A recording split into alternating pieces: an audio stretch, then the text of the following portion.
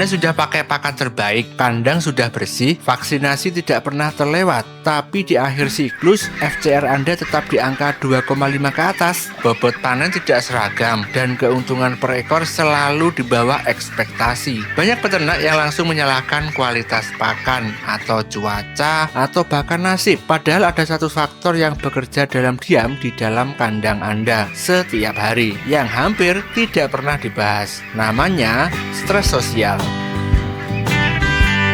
Hari ini kita akan membedah bagaimana faktor ini bekerja, mengapa ia sulit dideteksi, dan apa yang bisa Anda lakukan mulai dari siklus berikutnya. Bebek bukan hewan yang hidup secara setara. Dalam setiap kelompok selalu terbentuk hierarki. Ada bebek yang dominan dan ada bebek yang subordinat atau berada di bawah tekanan sosial. Dalam kondisi normal, hierarki ini tidak masalah. Semua bisa makan, semua bisa minum. Tapi ketika dua kondisi hadir bersamaan, kepadatan kandang yang terlalu tinggi ditambah bobot awal yang tidak seragam, hierarki ini menjadi senjata. Bebek yang lebih kecil atau lebih lemah akan selalu tersingkir dari tempat pakan. Mereka tetap terlihat mendekati pakan, tapi diusir sebelum benar-benar kenyang. Hasilnya, konsumsi pakan mereka bisa 20 hingga 30% lebih rendah dari bebek yang dominan. Para peneliti di bidang perilaku unggas, termasuk yang dipublikasikan melalui jaringan riset FAO mengenai manajemen intensif unggas air, menyebutkan fenomena ini itu sebagai competitive displacement atau tersingkirnya individu lebih lemah dari sumber daya kritis. Yang berbahaya adalah ini tidak terlihat dari kejauhan, kandang tampak normal, bebek bergerak, pakan berkurang, tapi yang sebenarnya terjadi di level individu sangat berbeda. Stres sosial tidak berhenti di soal pakan,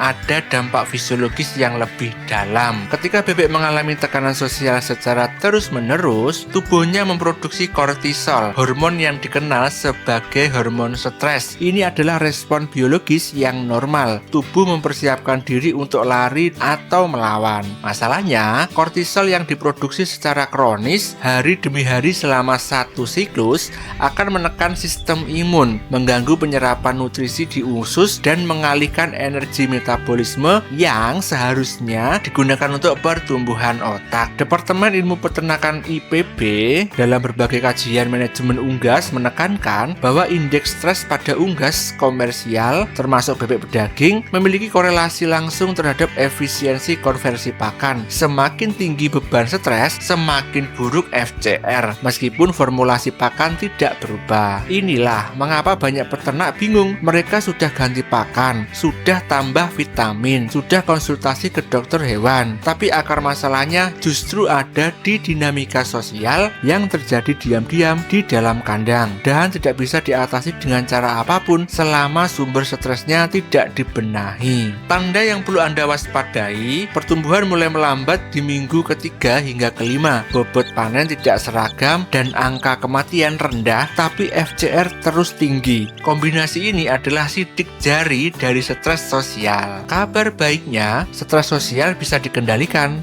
dan tidak membutuhkan investasi yang besar. Stres sosial bukan teori, ia bekerja di kandang Anda sekarang. Pertanyaannya, apakah Anda sudah mengelolanya atau membiarkan menggerogoti hasil panen Anda dari dalam? Kalau video ini membuka perspektif baru untuk Anda, tinggalkan komentar berapa FCR terakhir kandang Anda. Jangan lupa subscribe, bermaknakan ya. Kita akan bedah faktor tersembunyi kedua, kualitas air minum yang jarang diperiksa peternak. Terima kasih sudah menonton, sampai jumpa.